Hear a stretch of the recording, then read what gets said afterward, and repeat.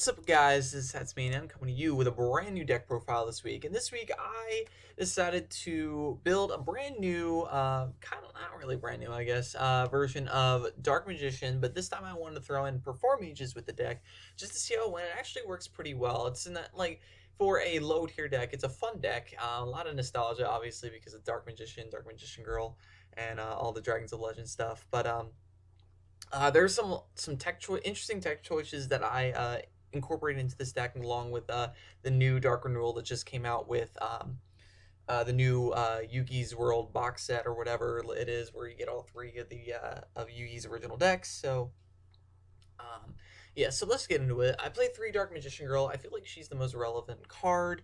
Um, in terms of being able to just one be a powerhouse if you get enough Dark Magicians and like if you get both the Dark Magicians in the grave, it becomes 2600, which is pretty decent. Or you can uh make it into a Dark Magician Girl the Dragon Knight, or Time Magic Hammer, which I'll explain later, with Eye of Timaeus or Claw of Hermos. I've only played 2 Dark Magician because I don't want to see it too often. It's a vanilla level 7, so right away it's not that great of a card. In general, it's just very very nostalgic, just because it's from the anime and Zugi's best card, favorite card or whatever. So I only played 2 of it. I really only need 2 of it. There are 3 cards here that can use it for a special summon, but you can always recycle them back with cards like Dark Renewal, um, and get him out fairly quickly with Dark Magic Curtain here. The next card is Elemental Hero Prisma. He lets you get your Dark Renewal plays off very easily and lets you go into a lot of stuff fairly easily as well. So Elemental Hero Prisma is pretty useful. Plus, you can use him to go into Goddess Bow if you don't have a Timaeus on you. So yeah, the Goddess Bow is a decent card, and again, I'll explain that later. 3 Perform Mage Damage Juggler, 3 Hat Tricker, 2 Trick Clown. I'm not playing the new Pendulum support just simply because it's not good in this deck. It's not good in this deck. It's a great engine. It's a fantastic engine, has been proven, because it's been doing fairly well in the competitive scene. But as far as this deck goes, it's just not as good. So that's why I'm playing these guys. And then I play 1 Mathematician because I can get off. I can get a search off a Juggler, or I can just send Trick Clown immediately to grave, and that's pretty good regardless. So yeah. For the spells, I play 3 Eye of Timaeus and 3 Claw of Hermos. So Eye of Timaeus, if you don't know what this does, it basically summons monsters that you can just go in, just ridiculously overpowered monsters. In this case, you would go into Dark Magician Girl the Dragon Knight, Amulet Dragon, or Dark Paladin. With the Claw of Hermos, I have 2 different options, but 3 cards total. 2 Time Magic Hammer, which you need a spellcaster to summon with, and Goddess Bow, which you need a warrior to summon with. The fusion summon with Hermos are kind of like Union monsters, but they're not actually Union monsters, because you don't have the choice of equipping them to a monster you control. You have to equip them to a monster on the field, regardless of the fact that if it's your opponent's or yours, which is very relevant, because if you don't have a monster on your side of the field, you're screwing yourself over, because Goddess Bow and Time Magic Hammer are actually very decent cards when equipped to another card. So if you like, and also it doesn't work if you I don't believe it works if you use Trick Clown with Claw of Hermos and then bring back Trick Clown with Time Magic Hammer. It would be a great combo if it did work. I don't believe it does though. 2 Dark Magic Curtain. This is essentially the a hero lives on of the deck, gets you out Dark Magician fairly easily. However, you can't summon for the rest of the turn, so just keep that in mind. 3 MST, because it's MST. 2 E-Call, because Elemental Hero Prism is actually very, very good and helps your consistency in terms of getting these into grave. So that's good. And then 1 Foolish Burial, so you can really take advantage of some of the effects that occur in grave. I play 2 Dark Renewal. This is fairly useful when, if you guys don't know what this guy does, basically when your opponent normal special summons a monster, you target one of those monsters and 1 spellcaster type monster you control. Send those 2 monsters to the graveyard. Then you special summon 1 dark spellcaster type monster from your deck or graveyard. So yes, it does target. However, it works fairly well if you have a Trick Clown a juggler out in the field, or even if you have a dark magician already on field, because then you can just send it to grave and then recycle either a dark magician girl or dark magician on field. So that's not totally bad whatsoever.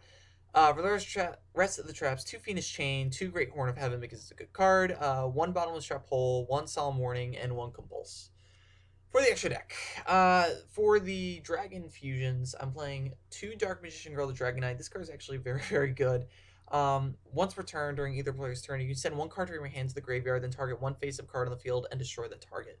That works very, very well with cards like Damage Juggler and Trick Clown, where you can get pluses off of it. Plus, you can set up again with Dark Renewal, so that's also good. You can send Dark Magician Girl, whatever. So yeah, that's all. It's a decent card to use, and if you want to, you could actually replace the Fiendish Chains with Breakthrough Skills, just so you can take advantage of this even more. I just prefer the Fiendish Chain in this build. 2 Amulet Dragon. This is another great card. If you special summon, target any number of spell cards in the graveyard and banish those targets. And if you do, this card gains 100 attack for each card banished by this effect. If this card is destroyed, you can target 1 special spellcaster type monster in your graveyard and special summon that target. So you can recur Dark Magician Girl, or any Perform Mage monster that you want that's in the graveyard. Finally, 1 Dark Paladin. While he's on the face up on the field, you can discard 1 card and negate the activation of a spell card and destroy it. That's pretty good. It also doesn't target, so that's pretty useful. He also gains 500 attack for each dragon type monster in the field and in either player's graveyard, which isn't too relevant, but it can still be useful. He already has 2,900 attack, so he honestly doesn't always need the 500 attack point boost. But that being said, it's pretty useful, especially if you have an Amulet Dragon or a Dragon Knight in grave, because they are both dragon type monsters. For the Hermos fusions, these guys, for Magic Hammer, is actually a very, very, very good card. If you don't know what this does, when it's special summon, you have to target 1 other face-up monster on the field and equip this card to it. At the start of the damage step, if it battles an opponent's monster, you can roll a 6-sided die and banish that opponent's monster until the standby phase at the end turn after this effect's activation. You can activate the effect as many times as you want in 1 turn. And it can be very, very disruptive. Honestly, the worst deck that this card can go up against is undoubtedly Cosmos, but it doesn't target. And if you use this against one of their ships, and this is just hypothetically, if this deck could actually compete in the meta, it's to some degree. Magic Hammer is actually a very, very good card, but what it does, it doesn't target 1, and it can banish it. This prevents ships from getting their effects off, and if they want to get if the Cosmo player is very desperate to get the card back in their hand as soon as possible, they then have to pay life points with Cosmo Town to get it back in their hand, and so they can get it back out again for whatever reason. But it doesn't really matter so long as Time Magic Hammer is still in the field, because then even if they just attack into it, it's still going to get banished again. So so unless it's Dark Destroyer, this card's actually going to be very, very good defense. Goddess Bow. This card, if you don't know what this one does, it's the warrior type version of this, so you have to special summon this with Hermos and Elemental Hero Prisma. If it's special summoned, target 1 other face-up monster in the field, equip this card to it. While this card is equipped to a monster by this effect, negate the first effect activated by your opponent during each battle phase. Also, after that, the equipped monster can make a second attack during the battle phase. The reason why I put this card in is specifically because of Cosmo Farm Girl, as well as some specific Psy-Frame card. I believe it's Beta, where those effects activate during the battle phase. And it also lets you attack twice, which, if you combo that with your big fusions, Dark Magician Girl, anything that has a big body, that can be kind of destructive. So, yeah, Goddess Bow is actually a pretty good card. It's just a shame that these cards aren't Union monsters. If they were actually Union monsters, this deck would be absolutely, like, these cards would just be absolutely ridiculous. So, yeah.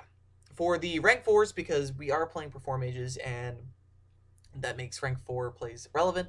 1 Performance Trapeze Magician. You can use this for these monsters. For these if you want to. I don't recommend it, just simply because it's just not a great play. But one thing you can do is, if you open up with Trick Clown, Hat Tricker, and Hermos, you're in pretty good shape. Basically, if your opponent has a monster on the board and you normal summon Trick Clown, you special summon Hat Trigger through that, and then, or yeah, it has to be Trick Clown. But you normal summon Trick Clown, special summon Hat Trigger, overlay them for Trapeze Magician, and then when Trick Clown, then you activate Trapeze Magician's effect and target your opponent's monster. Mind you, it doesn't have to be your own monsters; it can be any monster on the field. Targeting your opponent's monster. Oh no, during your opponent's turn, obviously. And then when the next turn comes around, you use Trick Clown in combination with the Claw of Hermos, and get Time Magic Hammer, and equip it to Trapeze Magician. So it's pretty good. Rest of rank 4s: 1 Ragna Zero, 1 Silent Honor Arc, 1 Castell, 1 Daigusto Emerald, 1 Abyss Dweller, 1 Cowboy. So yeah. Actually, I just thought, after thinking about it, you could actually do that combo that I was mentioning earlier. A little bit easier if you open up with a Damage Juggler and a Hat Trigger instead of the Trick Clown. So you normal summon the Damage Juggler, summon the Hat Trigger, overlay, go into pretty much anything that is not Trapeze Magician, even though Trapeze Magician would be an okay choice regardless. But in some cases, you might want to go with Silent Honor Arc or Castell. Maybe even Abyss Dweller if you're going against Cosmos or something else, for example. And then you can just quickly activate the effect, ditch Damage Juggler or Trick Clown if that be the case. Search for another Hat Trigger or Special Summon Trick Clown, activate Hermos, equip Time Magic Hammer to whatever Xyz monster you have. And those are really the main that's really one of the main combos of the deck, is to really just capitalize off of that play and just being able to use Time Magic Hammer to the fullest ability. Really, Time Magic Hammer is one of the biggest stars of the deck, other than the big dragons over here. But yeah, Time Magic Hammer is a very, very underrated card in that sense. So yeah, thank you guys for watching this video. Don't forget to like, comment, and subscribe. And as always, guys, have a nice day.